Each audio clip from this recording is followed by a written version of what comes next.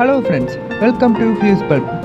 நாம் இந்த வீடியோவில் எதை பற்றி பார்க்க போகிறோன்னா, இந்த உலகத்தில் பிறந்த உயிரினங்கள்லாம் பிறந்த ஒன்று எப்படி இருக்குன்றதை இந்த வீடியோவில் பார்க்க போகிறோம். இந்த வீடியோ பார்க்குறதுக்கு ரொம்ப இன்ட்ரெஸ்டிங்காக இருக்கும். அதனால் இந்த வீடியோ கடைசி வரைக்கும் ஸ்கிப் பண்ணாமல் பாருங்கள். நீங்கள் நம்ம சேனலில் புதுசாக பார்க்குறீங்கன்னா மறக்காமல் சப்ஸ்கிரைப் பண்ணிடுங்க. வீடியோ எண்டிங்கில் உங்களுக்கு இந்த வீடியோ பிடிச்சிருந்தா மறக்காமல் லைக் கமெண்ட் பண்ணுங்கள். ஏன்னா உங்கள் ஒரு சப்ஸ்கிரைப்காக தான் நம்ம ஒரு நாள் ஃபுல்லாக கஷ்டப்பட்டு வீடியோ போடுறோம். வாங்க இப்போ வீடியோக்குள்ளே போகலாம். Black mamba. நம்மளுக்கு எவ்வளோ பாம்பு இனங்களை பற்றி தெரியும், ஆனால் நம்ம எல்லாருக்கும் தெரிஞ்ச ஒரு பாம்பு இனம் பிளாக் மாம்பா.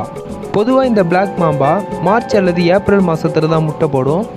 ஒரு தடவை முட்டை போடும்போது தாய் பிளாக் மாம்பா 7லேருந்து 16 முட்டைகள் வரையும் போடும். முட்டை எல்லாத்தையும் போட்டு முடிச்சதுக்கப்புறம் தாய் பிளாக் மாம்பா அந்த இடத்த விட்டு கிளம்பிடும். அதுலேருந்து 60 அல்லது 90 நாளுக்குள்ளே முட்டையிலேருந்து குட்டி பிளாக் மாம்பா வெளியே வரும். இந்த குட்டி பிளாக் மாம்பா பார்த்தீங்கன்னா சரியாக 40 அல்லது 60 சென்டிமீட்டர் வரை வளர்ச்சி பெற்றிருக்கும். ஆனாலும் இந்த குட்டி பிளாக் மாம்பா கடிச்சா நம்ம டப்புன்னு மேலே போடுவோம், அதுக்கு நான் கேரண்டி.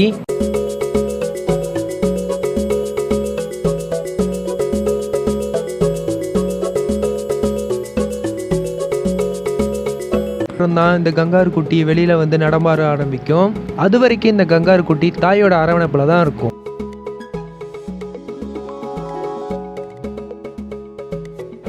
போலோ பீர்ஸ். பொதுவாக போலோ பீர்ஸ் பார்க்குறதுக்கு ரொம்ப கொடூரமாக இருக்கும், ஆனால் அது குட்டிங்க அப்படி இல்லை, அதுக்கு குட்டிங்க ரொம்பவே க்யூட்டாக இருக்கும். இந்த போலோ பீர்ஸ் குட்டியோட எடை வெறும் 900 கிராம் தான் இருக்கும். அது மட்டும் இல்லாமல் இந்த போலோ பீர்ஸ் குட்டி ஒரு வாரத்துக்கு கண் முழிக்காமல் நடக்காமல் தான் இருக்கும். பார்க்குறதுக்கு ரொம்பவே க்யூட்டாக இருக்க இந்த குட்டிங்கெல்லாம் பல மாதம் வரையும் தன் அம்மாவோட அரவணைப்பில் தான் இருக்கும்.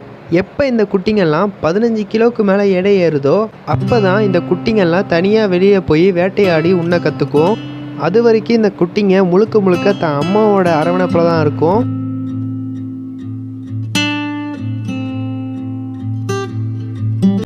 டார்டல்ஸ்.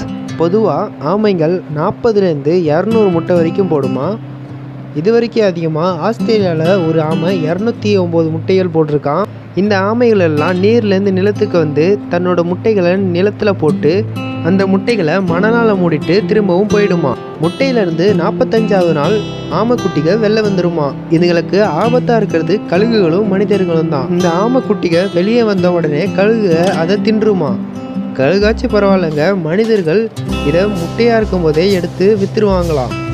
இதை விற்கிறது பல நாடுலேயும் சட்டவிரோதம்னு சொல்கிறாங்க.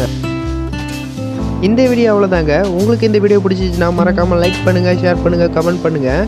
நீங்கள் இது வரைக்கும் நம்ம சேனலை சப்ஸ்கிரைப் பண்ணலன்னா சப்ஸ்கிரைப் பண்ணிடுங்க.